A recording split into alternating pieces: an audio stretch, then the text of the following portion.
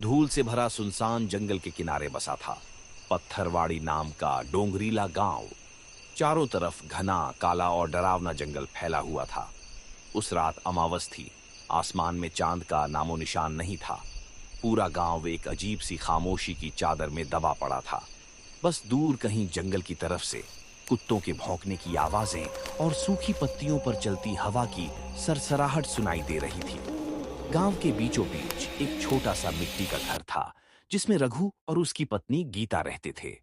उस रात जब रघु कुल्हाड़ी उठाकर जंगल लकड़ी लेने जाने लगा, तो गीता घबराई हुई आवाज में बोली, सुनो जी, आज अमावस की काली रात है। आज मत जाओ जंगल। मेरा मन बहुत घबरा रहा है। रघु हल्का सा मुस्कुराया। गीता, अगर मैं लकड़ी नहीं लाऊंगा तो चूल्हा कैसे जलेगा? तुम चिंता मत करो, मैं जल्दी लौट आऊंगा। गीता ने बहुत समझाया, पर रघु नहीं माना। वो एक हाथ में कुल्हाड़ी और दूसरे हाथ में टिमटिमाती लालटेन लेकर अंधेरे में निकल पड़ा। उधर के बीच पुराने पीपल के पेड़ के नीचे बनी भोलाराम की चाय की दुकान पर अंगारों की धीमी रोशनी चमक रही थी। वहां बैठे थे भोलाराम, हरीश, नंदू और गांव के सबसे बुजुर्ग धर्मपाल बाबा। हरीश बोला, आज कुत्ते कुछ ज्यादा ही भौंक रहे हैं। नंदू ने धीमे से कहा, अमावस की रात है, कहते हैं आज जंगल में वो परछाई भटकती है। धर्मपाल बाबा गंभीर आवाज में बोले, सुन रखा है, वो रूप बदल लेती है, कभी अपने जैसे लोगों का चेहरा भी। इतने में दूर से लालटेन की रोशनी हिलती हुई नजर आई। रघु आ रहा था। अरे रघु, भोलाराम ने आवाज दी, आज मत जा बेटा, ये रात ठीक नहीं है। पर रघु बोला, मजबूरी है काका, घर का खर्चा भी देखना है। इतने में अचानक ठंडी हवा का तेज झोंका आया। लालटेन की लौ कांप उठी, जैसे किसी ने पास ही हंसकर फुसफुसाया हो। सबके रोंगटे खड़े हो गए, पर रघु आगे बढ़ गया। गांव की आखिरी सीमा पार करते ही जंगल शुरू हो गया। अंधेरा और भी गहरा था। पेड़ों की टहनियां ऐसे हिल रही थीं जैसे कोई छुप कर देख रहा हो।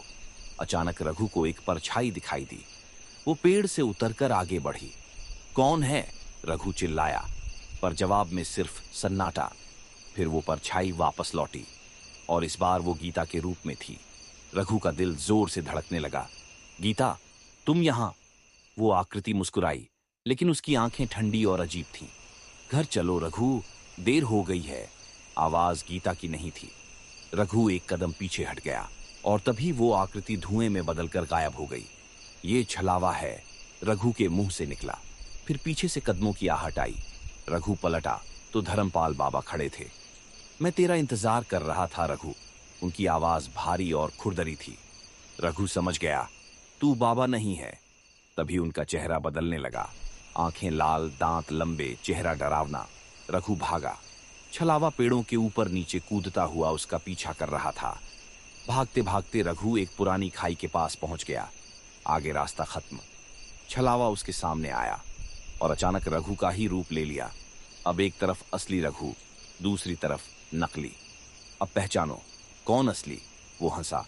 तभी रघु को याद आया, धर्मपाल बाबा ने कहा था कि वो तेज रोशनी सह नहीं सकता। रघु ने लालटेन उठाई और पूरी ताकत से छलावे की ओर फेंक दी। लालटेन फूटी और तेज रोशनी फैली। छलावा चीखा। उसका शरीर धुएं में बदलने लगा। अगली अमावस को लौटूंगा, उसकी आवाज गूंजी, और वो गायब हो गया। रात के 2 बजे थे। लालटेन टूट चुकी थी। रघु थक कर एक पेड़ के नीचे बैठ गया। अंधेरा इतना गहरा था कि कुछ दिख नहीं रहा था। उसने सोचा, सुबह होते ही लौटूंगा। उधर गीता घर के बाहर खड़ी थी। रात के 3 बज चुके थे। कुत्तों की आवाजें, दूर से लोमड़ियों की चीखें। उसका दिल कांप रहा था। सुबह होते ही वो चाय की दुकान पहुंची। सबको बताया कि रघु वापस नहीं आया। धर्मपाल बाबा बोले, चलो उसे ढूंढते हैं। लोग जंगल की तरफ निकले। रास्ते में दूसरे गांव का एक लकड़हारा मिला। उसने कहा, मैंने एक आदमी को पेड़ के नीचे सोते देखा था, पास ही। सब लोग वहां पहुंचे। रघु सच में पेड़ के नीचे सोया था। अरे उठ रघु, सबने कहा। रघु की आंख खुली। तुम लोग यहां?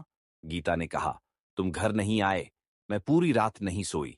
रघु ने सबको पूरी बात बताई। छलावा, उसका रूप बदलना, लालटेन की रोशनी। धर्मपाल बाबा गंभीर हो गए। वो गया नहीं है, बस छुपा है। रघु बोला, उसने कहा है अगली अमावस को लौटेगा। सभी गांव वाले डर गए, लेकिन उन्होंने तय किया, अब हर अमावस को गांव में चारों तरफ मशालें जलाई जाएंगी। और उस दिन से पत्थरवाड़ी गांव में हर अमावस की रात रोशनी कभी बुझने नहीं दी जाती। कहते हैं, आज भी उस जंगल में कभी कभी किसी की परछाई दो दिखती है, पर असली कौन है और नकली कौन, ये कोई नहीं जानता।